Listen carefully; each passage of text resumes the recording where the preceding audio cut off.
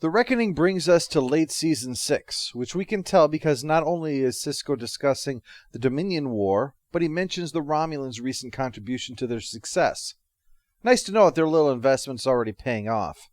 And speaking of continuity, Sisko, Kira, and Jake are heading to Valhalla, that Bajoran temple that Sisko found, because the archaeologist found something that he needs to see. But first, Kira and Odo show some public displays of affection, which none of us needs to see. Yep, a lot has happened since I did Heart of Stone last time. Speaking of stones, there's a whole lot of them here while Jake is dragged along, having to listen to an old man mutter about things on the principle that the less there is to say, the longer you need to talk about it. Just on and on and on. Shut up. But he eventually takes Sisko to see this find that they've found, dated 30,000 years ago. Which is why it's rather creepy that the dusty prehistoric rock has Welcome Emissary written on it. It's like finding a headstone with your name on it. Unless, of course, you're John Jacob Jingleheimer Schmidt, then you just gleefully say, hey, that's my name too. Well, this triggers one of those prophet vision things, and they talk of the reckoning, which makes sense. That is the title of the episode, after all. After the titles and his recovery, Sisko explains that he had another vision and he's going to need to take the relic so that they can study and translate it. Figure out what the prophets want, after all. So Dax is put to work on that, but soon, as he's heading to the temple, Sisko gets a call from Worf. Winn is coming, and she's wearing her angry hat. Sisko has removed an artifact without asking permission, though since it's addressed to him it kind of seemed like a slam dunk, didn't it?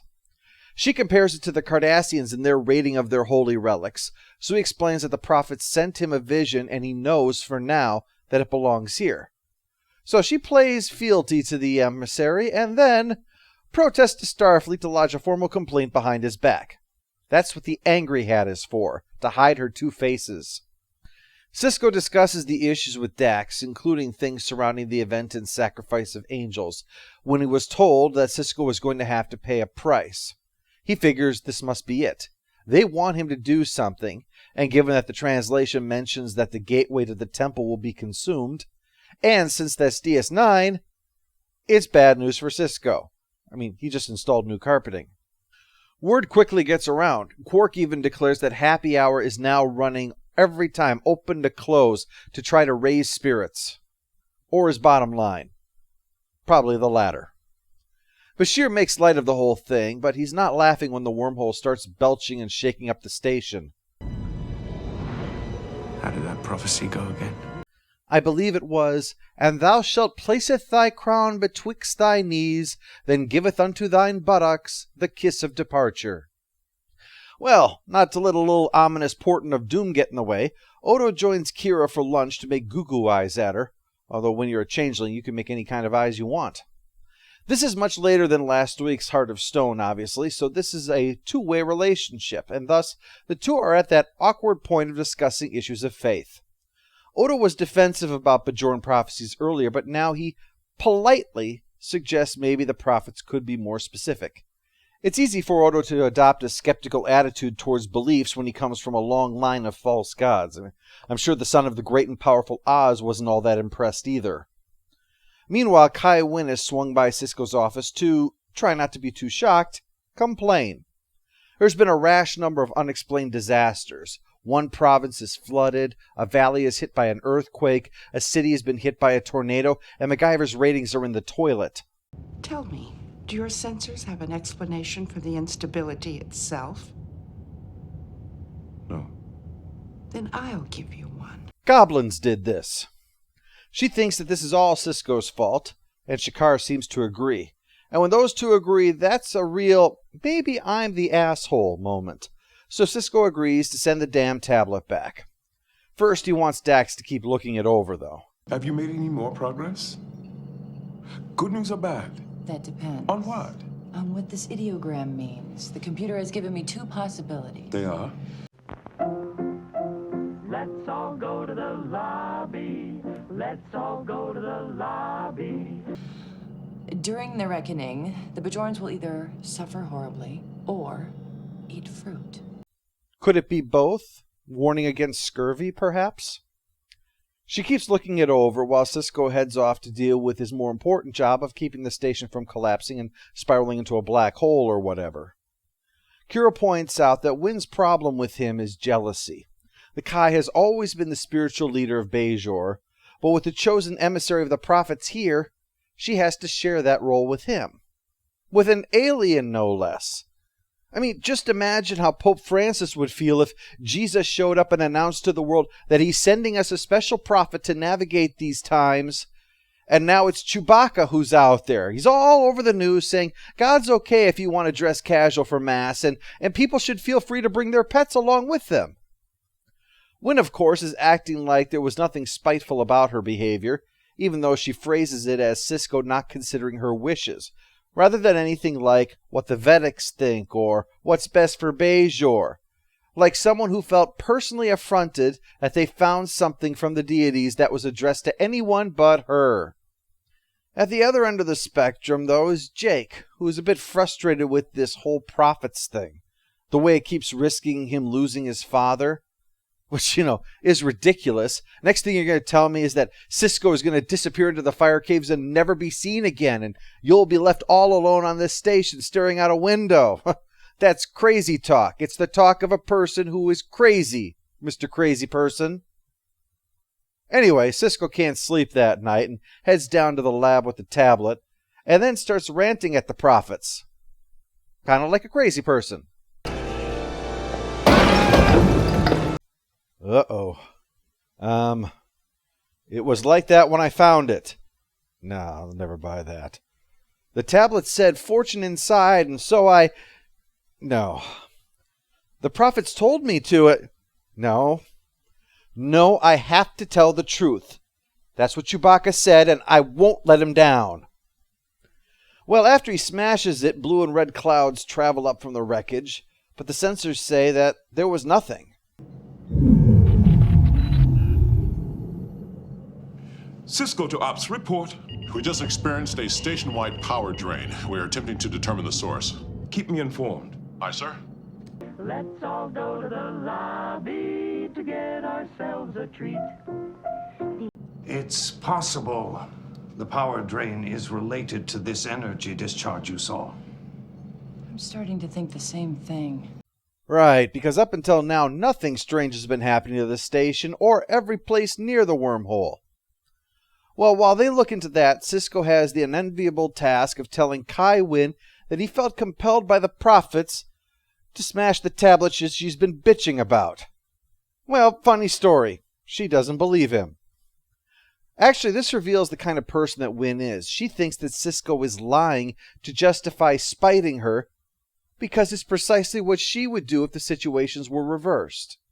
Winn is, on the belief scale of 1 to 10, she's probably like a 6. Like 2 levels below Fox Mulder. She wants to believe, but the fact that the prophets have never spoken to her makes it less about serving them and more about, well, what can I get out of this at least? If I've got to wear this stupid hat, I might as well enjoy myself.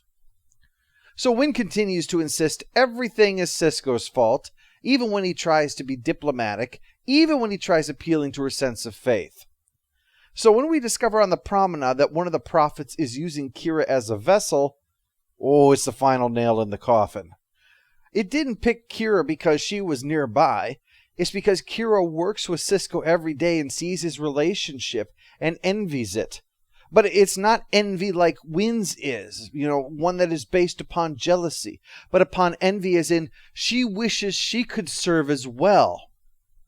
If Winn were genuine, she probably would have been the one that was first sought out. But because while Kira has the best of envy, Winn has the worst of pride. Anyway, they check out the show and figure out what's going on with Kira. I await Costumogen. Is that an anime? We could order that off Amazon or download it from Crunchyroll. Which would you like? Seems like the other one to come out of the rock is the evil one, a Wraith, who is to battle this one for the future of Bajor. Well, while they wait, the prophet tells Cisco that he's done what it was needed, but then gives Winn the cold shoulder. Well, while we wait for the coming prize fight, Cisco orders an evacuation of the station, But Dax and Bashir suggest that they could flood the station with chronoton radiation instead, slowly, to drive out the Prophet and the Pa-Wraith before any harm is done to the station. Odo backs Sisko, though. He thinks that this is what Kira wants as well, even if it's a risk to her life. And after persuasion from Sisko, even Starfleet backs the play, since the Prophets are what's keeping Dominion reinforcements from coming through the wormhole. Pissing them off probably wouldn't be a good idea. Though you just know it's driving them right up the wall to have to say, well, we better do this. We don't wish to anger the gods. With that sorted, Winn is leading a bunch of people in prayer rather than getting on the transport, because it means that she gets to reinforce the point, I'm important. That's what the real reckoning of the episode is, actually. It's the conflict between Winn and Sisko, the man who has the position but doesn't want it, and the woman who wants the position but can't have it. And so she wants to upstage him whenever it's possible. And now I shall amaze you with my one-woman version of the vagina monologues. I can't imagine anything worse. Did I mention I'm a ventriloquist? What is that? Oh, God, I get it. That's worse. That's definitely worse. Anyway, while Sisko convinces her to get everyone off the station, word comes in that the Pa-Wraith has its vessel, too. And it's Jake. No surprise. While Jake has plenty of reasons to resent the Prophets, we saw previously with Keiko that the Pa-Wraith can take over an unwilling vessel. His resentment probably just made it easier for them. I'm sure he didn't volunteer. Anyway, the fight begins, and I think now the most important thing we can take away from it is Nana Visitor looks really stunning with those contacts. I mean, wow, just look at that. That really compliments her look. Dax comes by and says, Hey, isn't that your kid about to get zapped by holy fire? You, want us to do something about that? Sisko believes that the Prophets would protect his son even as they remove the Pa-Wraith within, presumably on the reasoning that they would never harm an innocent, although evacuating the station suggests there might be a little room for doubt in there. Well, the Prophets are certainly winning, but looks like the game is going to be called on account of rain. A rain of chronotons, that is. Kai Winn ran up to Ops and turned the thing on, preventing the conclusion of the reckoning and driving both sides out of their vessels. Jake isn't so hot afterwards, but he assures Sisko that he did the right thing in letting the reckoning go on. Whereas Winn, on the other hand... The emissary couldn't escort me himself? He's with his son. I would think he'd want to thank me. Because it's always about you. And that's why I felt confident saying everything I have so far. No one can know the mind of another, but she's pretty transparent. She intervened because it's all about her. She stepped in because she couldn't stand just being a bystander in this whole damn thing, that there was not one thing she could take credit for other than getting in Sisko's way. By doing what she did, now she's strutting about proclaiming her own greatness. Look what I did. I saved everybody because I am the one who made the decision even though the guy in charge said not to. He should be thanking me for doing the opposite of what he said should happen. So yeah, she's ready to go back to Bajor and take full credit for bringing an end to all the natural disasters. Well, Kira doesn't approve, the Prophets don't approve, and you can be damn sure that Chewbacca doesn't approve either. The post-episode follow-up. Annoying character goes to Kai Winn for obvious reasons that are obvious. We have an I Am Legion award for both Kira and Jake being taken over. All scores are relative to their series. Final score for The Reckoning is 3 out of 10. This continues the unfortunate trend which I've discussed in the finale, the transformation of the Prophets from an original and enigmatic force into a simplified and traditional good versus evil collection of deities. There are some nice moments in the episode. I like that the We Respect the Culture of Others Federation, represented by Dax and Bashir, is full of sardonic criticisms, while the no-nonsense imposer of order Odo is the one who is on the side of respecting beliefs that he doesn't hold.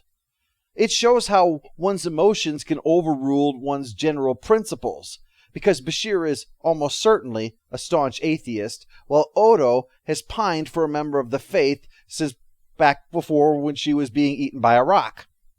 And I should also add that I'm always impressed with how Avery Brooks walks the line with his portrayal of Cisco, who, remember, was rejuvenated by the Prophets just 8 episodes before this one, when he was at his lowest, by them pulling him into that vision of Benny.